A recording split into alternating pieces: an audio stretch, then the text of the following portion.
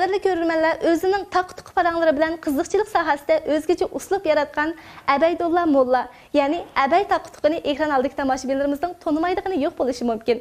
Abay akaning taq-tuq so'zlashdek özgece uslubidan boshqa yana gitar chalishdagi maharatining munoyati yuqorligi ekran aldagi tomoshabinlarimizga natonish emas. Biz bugungi programmamiz orqali Abay akaning gitar bilan o'rnagan mungluq muzikasidan birini diqqatingizga sunamiz.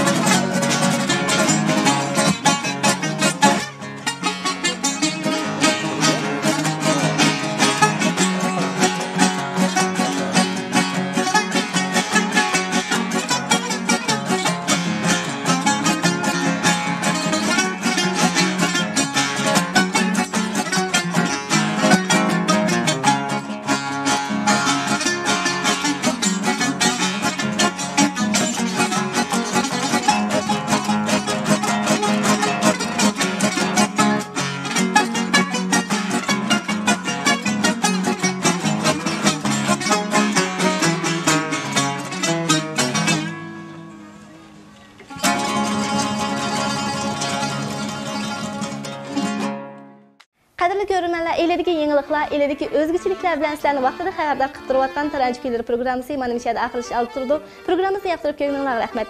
Kelarki san programmamizni vaqtida ko'rishni unutib qolma. Kelarki san mazmunlar texmi sarxil.